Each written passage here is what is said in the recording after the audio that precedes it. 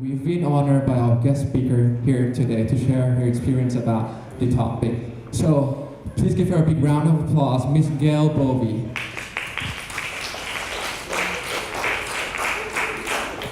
Thank you everybody for coming this morning. I'm very happy to be here. So before getting started, I just would like to invite you to make this place a place of trust, because I've heard that maybe anxiety is a subject that might be sensitive for some of us. And I hope that it will be also a talk where actually I will hear from you, so we can learn from each other and help each other. But for that, let's make it a place of don't judge anybody who is asking a question, and please just make a place of respect. So we can also agree that if a person shares a personal story, then it stays between us. Okay, so the topic of anxiety is really broad, so I will try to, in this 25 minutes, give you a few already tips so you can go out with something. So I'm just going to start with explaining you that I'm approaching this.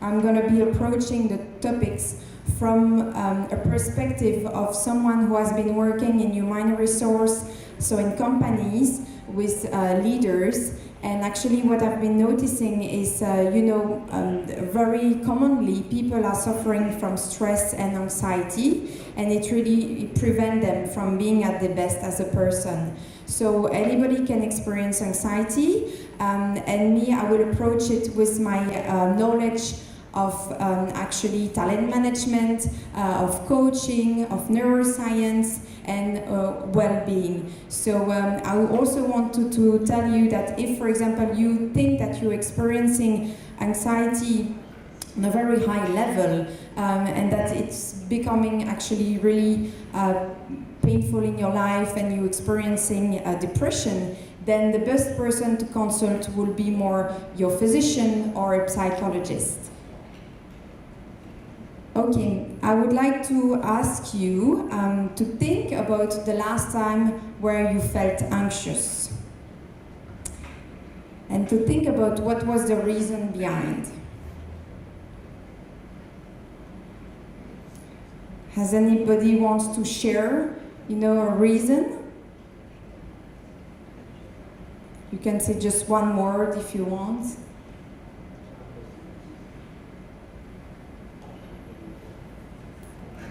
No anxiety. Yes. Should I stand up or something? Yes. Okay. The last time I feel anxious is this Tuesday before the presentation in class. Okay. Yeah. And what happened in your mind? What were you anxious about? I feel nervous, like afraid of like what if I do wrong on the presentation, and what if my audience don't want to listen to me? Yes. What if they don't pay attention to me, and what if I say something that I don't know what I'm talking about? What if I'm unconscious? Okay. Thank you very much for sharing. Thank you. Okay, so that's really what you mentioned. Actually, what is anxiety is when we are having an uncomfortable feeling, or we're feeling nervous about something that might happen in the future. So what is really important is that anxiety is really something that happens in our mind, in our body, but it's over something that might happen in the future, but maybe will never happen. So actually it's not realistic.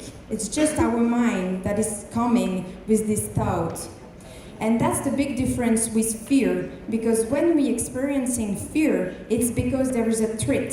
So if, for example, now there is like a big noise, now we will experience fear, but it's because there is something happening, so it's real. while the anxiety is really much more a worry and something happening internally. So what happens when there is anxiety, as there is nothing that we can do, with our body, the tension keeps building inside ourselves. In our mind, it keeps repeating possibilities and scenario, but unless we are really addressed and do something, it will keep building it, inside ourselves. And that's where it can be actually difficult in our life, because if it's keep on that stage of anxiety for a long period of time, that's where you have difficulties, for example, to sleep, or you have more difficulties to be focused at work or to concentrate. So that's where, on a long period of time, it's become something that we need to address. And the common reason about anxiety is what actually you've been mentioning. So it's when we are out of our comfort zone, we are doing something differently than normal. It may be also because we have lots of responsibilities, so at work, with family, so it keeps building on, the stress keeps building on. And it's also, most of the time, because we are ashamed, and we are already fearing what the others will think about ourselves. So anxiety is really related to what the others are really gonna think about me. And what's happening is really we are building scenarios. So it's like you mentioned, what if this? What if this? That's really the process going on. So how should we go about it? Should we stop working, change career, stop studying? Should we, stop being out of our comfort zone? Of course not. So what we need to do is really address this things going on in our mind, this anxiety, to make sure we can control it. And as the slide is telling you, life is so much beautiful, and having a little kind of stress is actually beneficial to put you into motion. So it helps you go into action. If you have an exam, then you start studying. So a little bit of stress is good, but again, when it's becoming on a long period of time, or when it's becoming actually on a very too high level, that's where we have a bit of a problem. So the idea that I would like really you to take away and to take from this presentation is that instead of having all those negative thoughts in your mind, to replace with positive thought. That's how to go about it. And I'm gonna share you a personal story, because actually 7 months ago I gave birth to a beautiful baby girl. And in my country, I come from Belgium, what people are saying from birth is that actually, it hurts, it's difficult, it takes time, that, something can happen. So it, inside my mind, I had really a feeling of insecurity, especially while I give birth here in Bangkok and I don't speak the language, right? So, all those stories that I had in my mind, I thought, well, it's only one part of the story. And thanks to the environment and the education I've been living in, that's what people are telling. But in other part of the world, people are telling you that actually it might be a wonderful experience and one of the most beautiful day of your life. And that's where I start thinking, well, I will apply what I'm doing as a coach with my clients to this event. And that's exactly what I would like you to try after this presentation in your life, is to really switch from this negative thought to those positive thoughts. So instead of thinking negativity, you think positively about this event. So instead of building on fear and having fear, you think about that actually you really trust yourself. Instead of doubting, again, you think that you have confidence. Instead of having this anxiety, you try to have a peace of mind. Instead of having tension in your body, you try to feel relaxed. And instead of having a hard time, you have a wonderful experience. And to finish on the story, when you give it birth, the mind and the body is really connected. Because if in your mind you have tension, you are anxious, then your body is also extremely contracted and just the baby can't go out. So the whole idea was really to try to be at ease and confident in my ability to do it, and confident in the environment, to make sure that it was a smooth process. And so I applied the technique that I'm going to share with you, and actually it worked.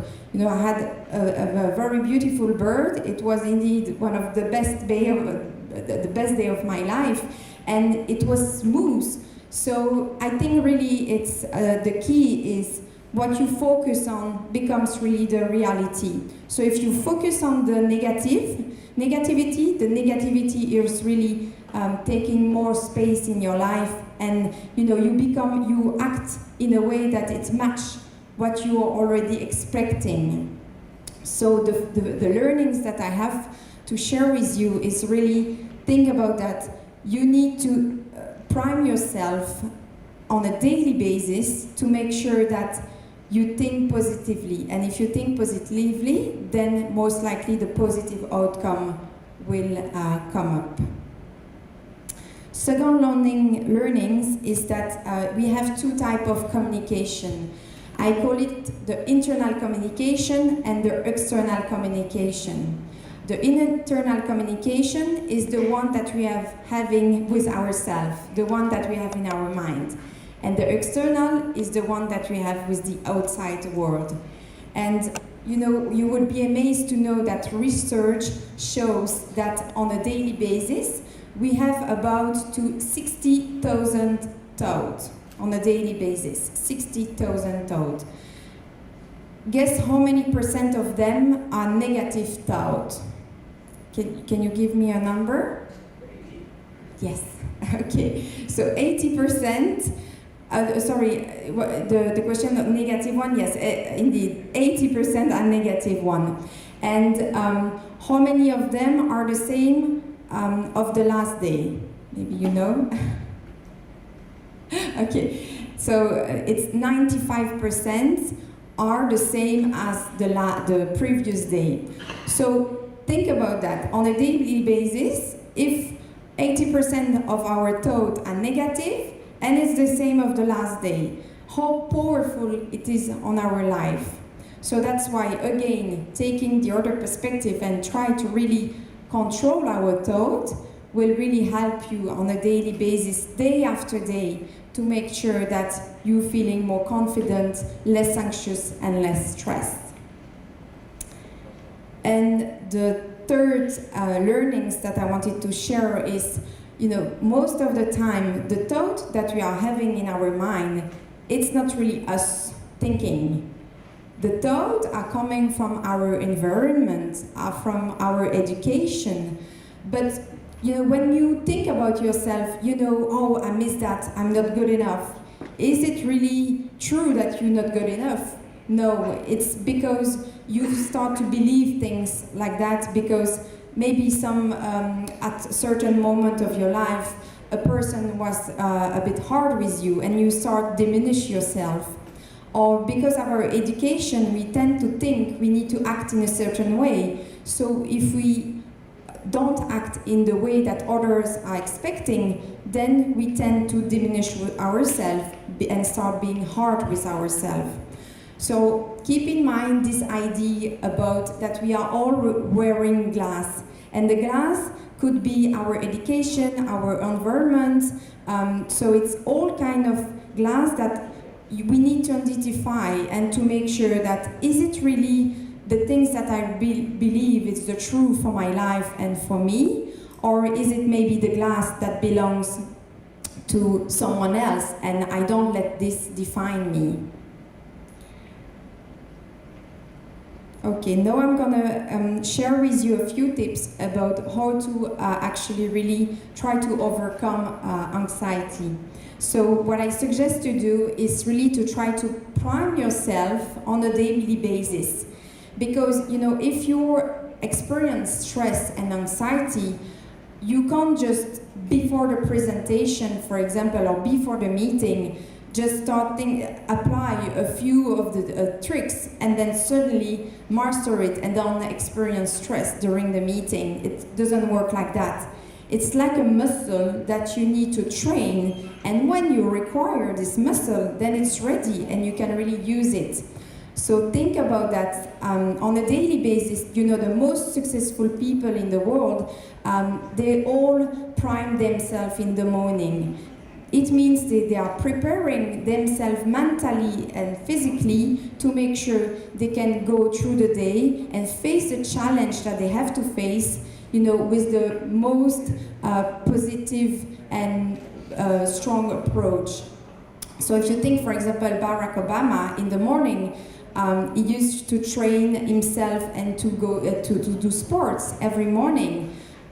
And I have lots of examples like that. So what is really important is not just to go out there and think, yes, everything is going to flow and it's going to be perfect.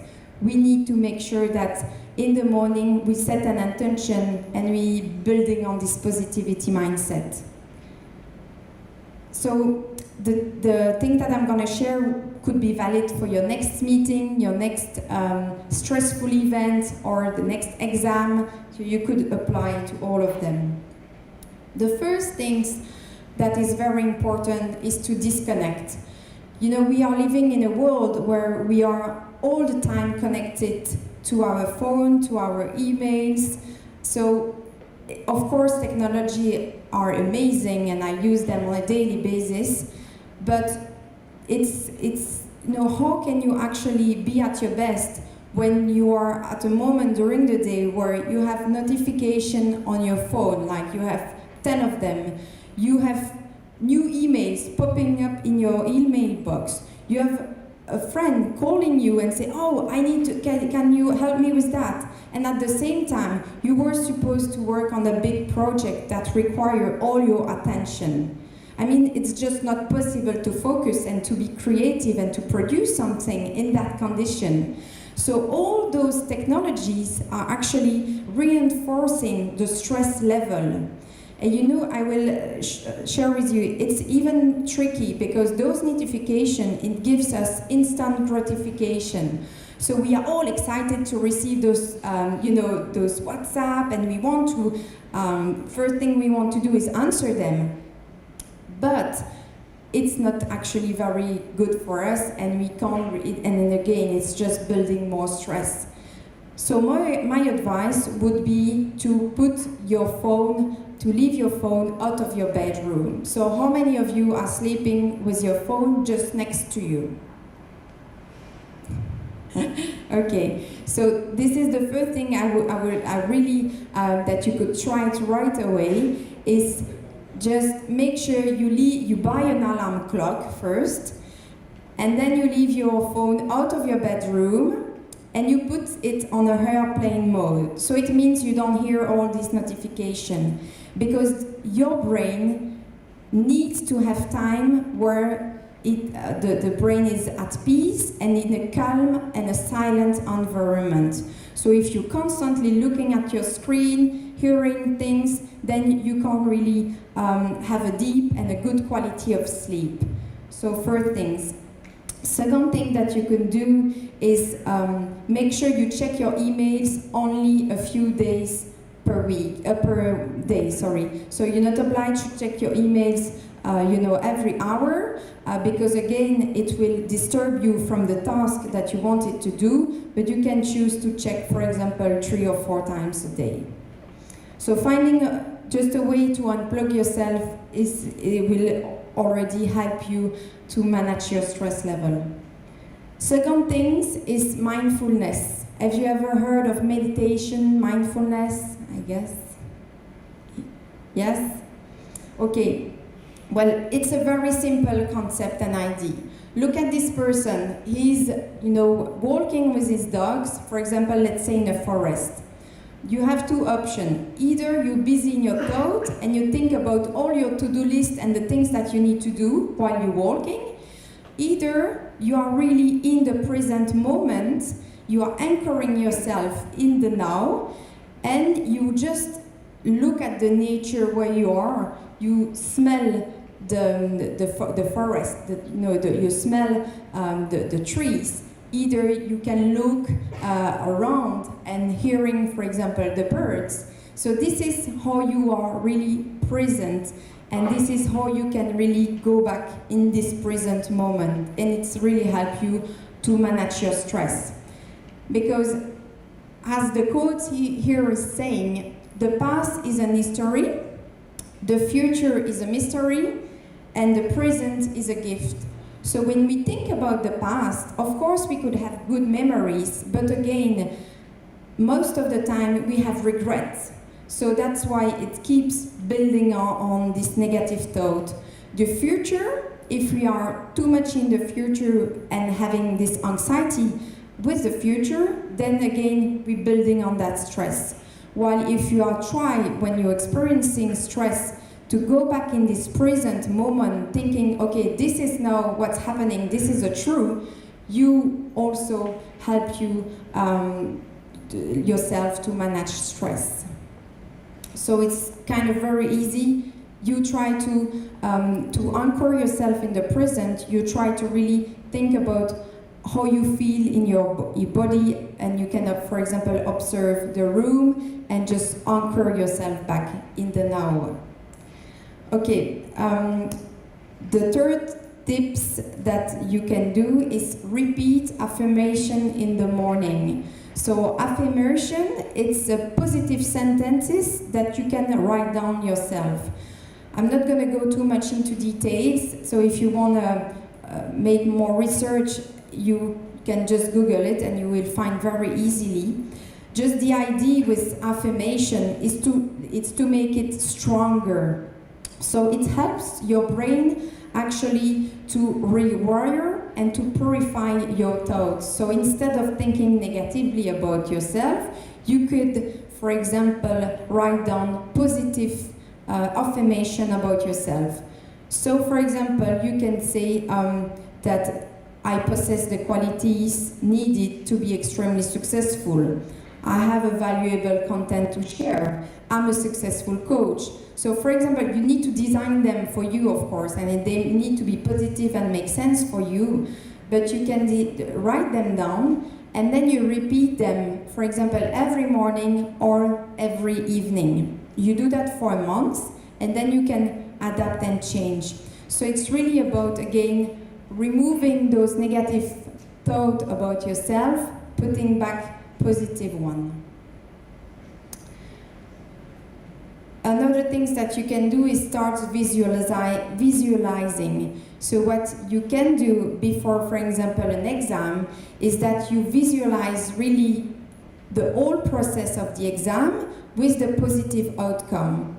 So the idea about visualization is, if now I ask you to visualize yourself going back to home, it's crystal clear. So it's clear, so it's, it makes it more easy to achieve. But if you have something in mind, a goal or something that you want to achieve, but you can't even imagine it, it's much more difficult to achieve it. So that's why you want to visualize the process and the end result. And when you visualize the process, so for example, yourself at this exam, and then having maybe some question where you know exactly the answer, some of them are more challenging, but at the end, you still find ways to answer at your best, and then at the end, you have a great marks. So the idea here is really to see even the difficulties that you will encounter, and to make sure that actually you know already you might have some challenge, but then you know you're gonna overcome it. So it will bring strength actually to you during the process. Of course, you still need to study, for example, or prepare yourself. I'm not saying that just by visualization you will achieve it. Okay. After the things that is crucial is sleep. So we say that we need to sleep around 7 to 8 hours at night. If we can't manage to sleep, then you can do a short nap in the afternoon. But really sleep and a good quality of sleep is crucial, because if you don't manage really to sleep and have this quality of sleep, then that's where the stress is building up. You know, think about the night where you didn't sleep well. The day after, you have a less, you have a mood that is maybe less positive, and then you start having stress, more fear. So that's why, and just for your cognition, to make sure that you can stay learning, be creative, all that goes in hands with a sufficient amount of sleep during the night.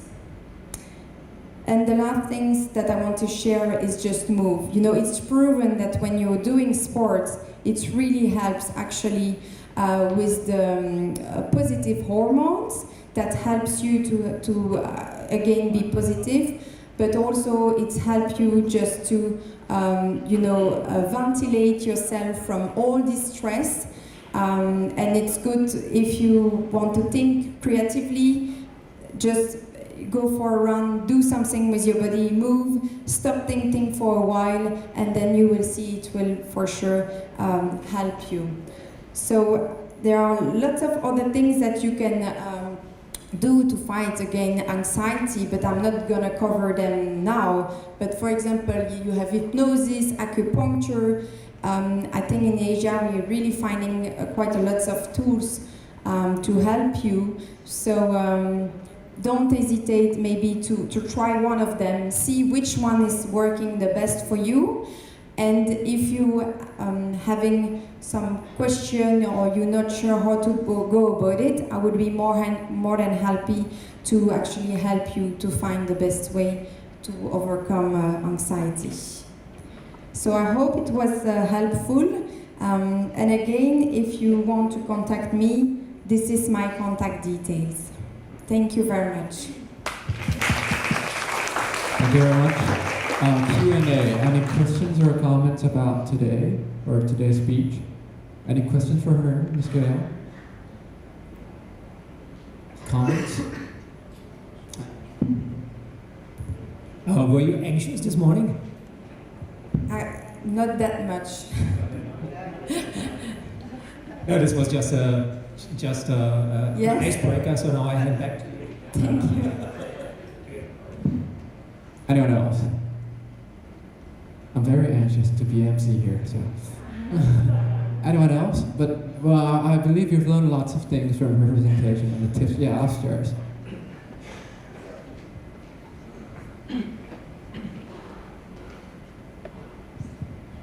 Hi. I was gonna ask about how to preparing is the best way to overcome the anxiety as well. One of the way to overcome. Can you please repeat? Sorry. By preparing is one of the best way to overcome the anxiety as well. Yes. Is that what it is? Yes, you're very true. Indeed, for example, preparing well your exam or meetings or a job interview, for sure, you know that actually you're building on that skills, and then you know that you have inside content, to share, for example. That's really true. Here I really approach more into the mindset, in the mindset aspect, but it's definitely one of the best way. Thank you. Anyone else? Oh.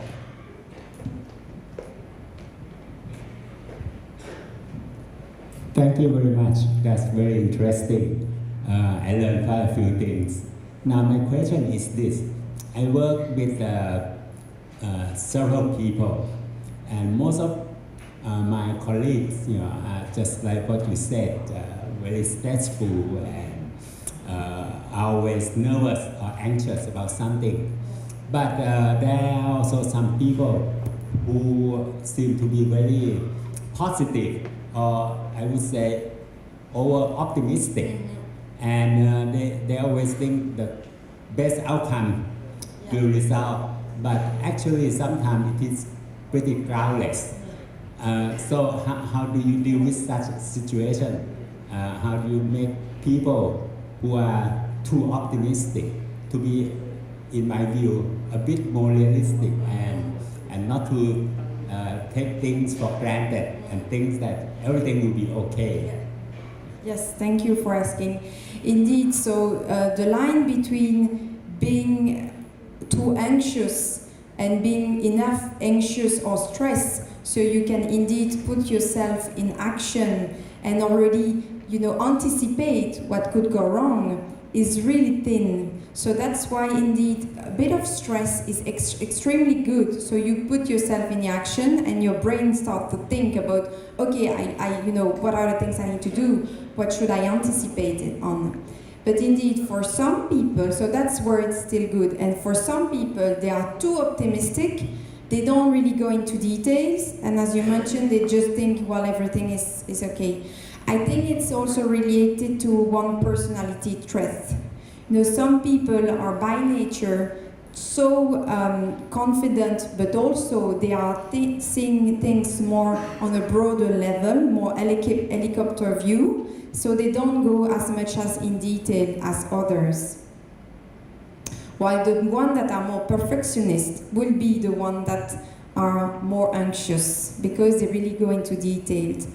So what I would maybe help them is to raise awareness about maybe some learnings about what happened in the past where they could maybe anticipate more, go more into details, so they can learn from that and apply that for the next, maybe meeting or file that you need to, or report to fill in.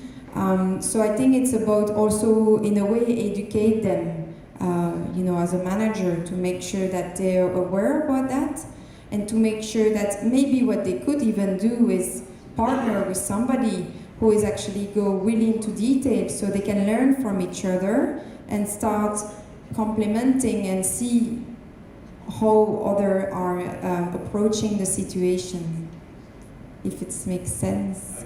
Yes, thank you. Thank you. One more question. One more. Thank you very much.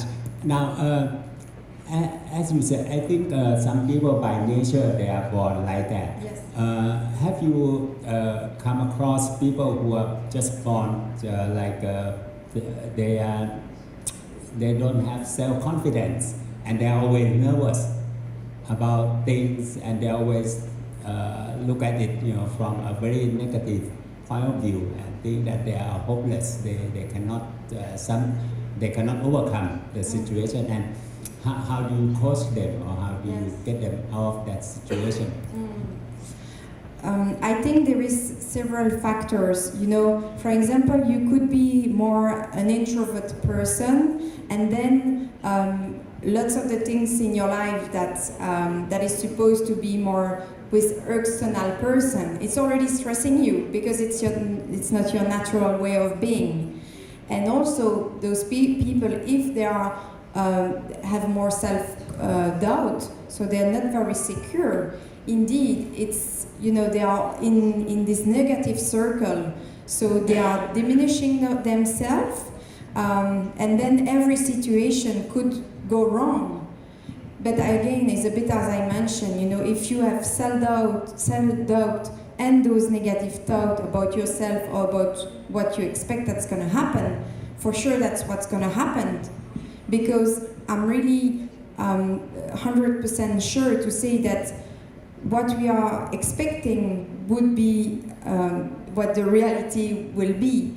So it's about, I would say with them, what I work is on different levels. First of all, to accept that some people can be born like that because it's more in their personality to be maybe ashamed or self-doubt, maybe due to the environment where they grew up. So just maybe to let them understand where it's coming from and not judge them, because it's fine to be like that. They have their beauty as well, and after slightly is really help them to bring back self-confidence, to build that, and afterwards to help them to release those negative thoughts.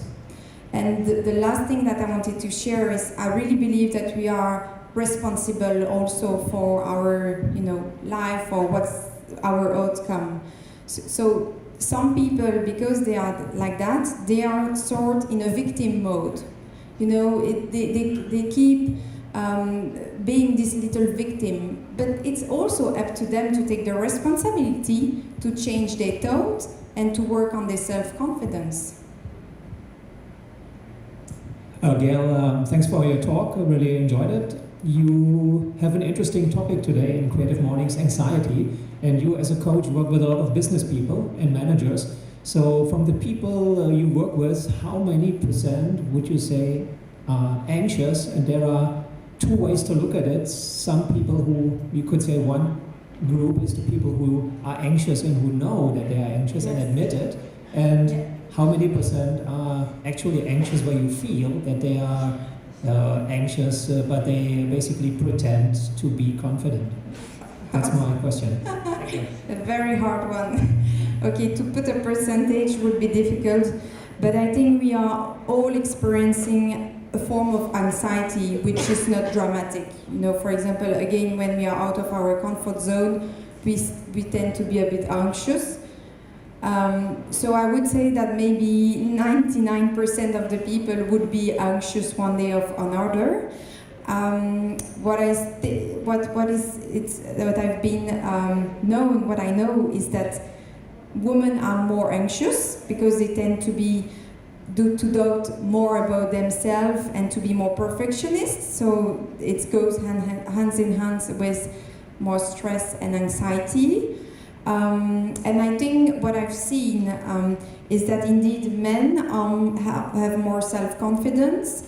Some of them indeed didn't really put the word anxiety. So they, at some level, they see that there is something dysfunctioning in their life. For example, they sleep less good, or they're a bit anxious, or you know, a bit more during the day, feeling that there is something going on, but they won't say, "Oh, I'm anxious, I need help, please help me." So I would say that it's maybe, you know, 70% of the people who are experiencing it, but they don't really address and do something about it. Yes. Thank you very much for your question. Thank you. Any more questions? Oh, one more. How about, oh wow, two last questions. Can you debate or? Thank you. Firstly, I want to say thank you for your speech. And your speech remind me of lately news that I have seen from the internet. It's like a woman. It's like she's very fat, and she only eats tomatoes and cheese. And actually, she doesn't eat any other food. And when she smells the other food, she feel like nauseous, want to throw up. And her psychologist said it comes from her, like, she said the mentally obstacle of herself. Like, everything like we can't do is the mentally obstacle that we set for ourselves. So after listening to your speech, I'm starting to thinking that if my stress, like my nervous of public speaking or some of my presentation Tuesday is from mentally obstacles that I set for myself. So my question is, have you ever have these mentally obstacles of stress or nervous or anxious of yourself, and how did you overcome it? I think, yes, definitely. I remember when I was at school, one day I really failed at an exam because the teacher was known to be, extremely demanding, and just having her in front of me, looking at me with a very serious, looking, I was very well prepared, but I just lose everything what I wanted to say, because again I felt anxious, and because actually I was just ashamed about saying something wrong. So after that I thought, well, something is wrong, because I knew everything and I couldn't really share all what I knew. So where all that knowledge goes? So that's why for the exam afterwards, I really try to really prepare myself and thinking that, I have the abilities to doing it. So, and I think the way is really try to switch your mind and have confidence. So for example, the affirmation, you could start right away. Put made affirmation for you, and so really start to trust your abilities in doing it, and then you read it. That would be maybe one of the way to go about it. And for example, if you're interested in one of the other ways to overcome, for example, mindfulness or visualization, then you can a bit dig deeper and really start implement that in your life. Yeah. Hi. I actually have a question on when you're talking about priming, and I understood that priming requires you to build new habits in order to prepare yourself for tasks that would make us naturally anxious.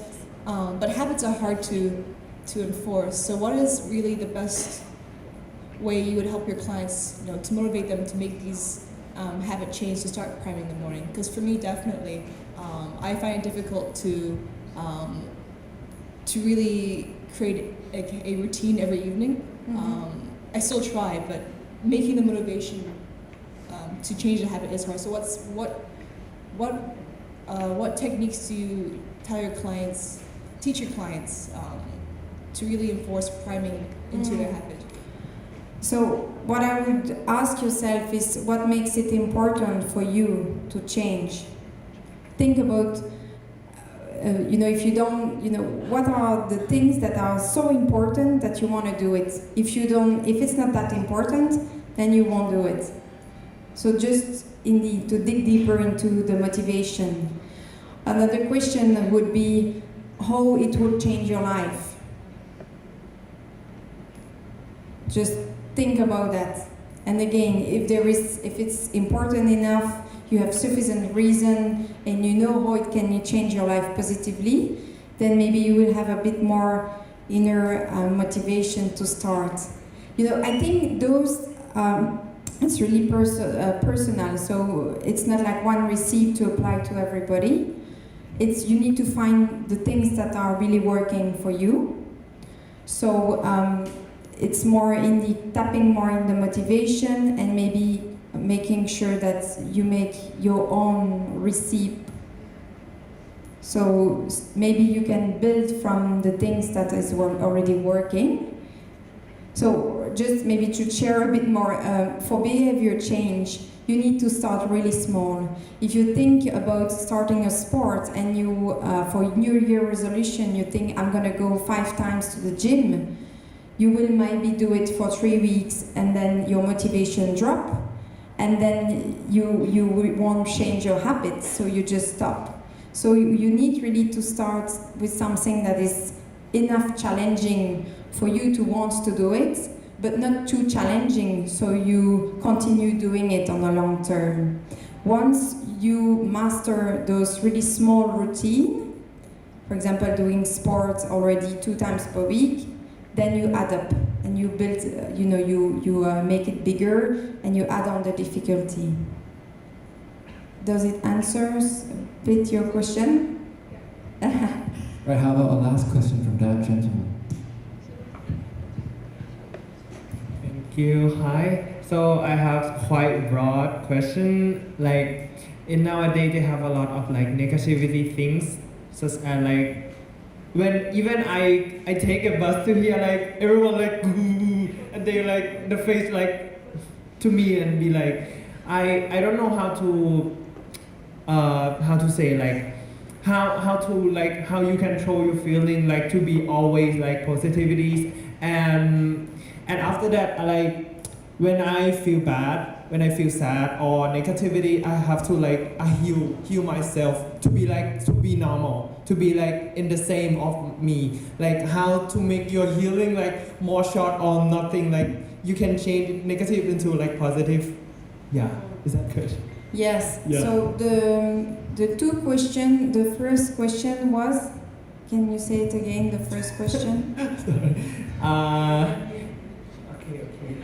Okay. For me, like how you face like your fear, like a negative thing. Yeah. Like you think about you're a positive person and everyone like negative to you, and how you make it like nothing happen on you. Yes, the thing is to don't make it personal. Don't take it personally, because when you look at the outside world, we are all, due to our education, due to, for example, the day we had before, or due to what happened in our life, we charge with positivity or with negativity. So if somebody is rude, you can take a step back and think that maybe this person has a bad day. And instead of thinking personally and think, oh, I've done something wrong. No, maybe this person just had a very bad day, and he would just want to shoot at somebody, and it happens to be you, so it's not against you, so don't take it personally. And to change from positive to negative, the best way to do, I think, is to use the mindfulness. Anchor yourself into the present moment. So you try to really, for example, you can just even do it with a glass of water.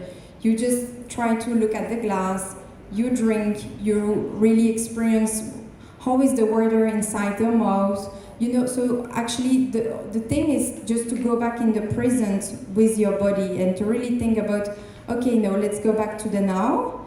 And maybe I have all this negativity, but by doing, for example, this meditation, it can help you to diminish the negativity. But also, because you mentioned something like, how do you do to be always positive? Nobody is always positive, and it's normal, and we shouldn't. But it's just, we are on this planet, to have, joy and happiness and love. So it's just to try to, most of the time, to be in that state. But we will, of course, encounter negativity. Thank you. All right, so before we come to an end, I would like to invite Associate Professor Dr. Michael Fowl, the Dean of BI, to give us some closing remarks for today. Let's give him a big round of applause. Thank you, James. He's done such a good job subbing for me today that I think I'm just going to make him dean, and I'm going to go take some time for myself. So James, go to my office, now you can do stuff. And I'm sorry if Ajahn Jeb is putting pressure on you for her public speaking stuff. I'll talk to her after that too. And also, this will not be the last time you see our speaker. I'm hoping to have her come back to campus for many things, if anything, to explain. I think you said number 5, this sleep. I'm not familiar with that sleep. So I need more information on this myself, and we're going to try to figure out how to bring her back on campus in several different ways. So thank you very much for coming today. It's another beautiful day. I looked on the weather. The rain is not going to happen. It's going to stay a nice day. So there's something positive. 2, no one can be unhappy with Dunkin' Donuts. So make sure you come back and you come down and grab some of the Dunkin' Donuts. And I'd like to invite Gaelle back up here so we can give her just a small token of the appreciation for having her come out here today with us. Thank you so much. We really appreciate it.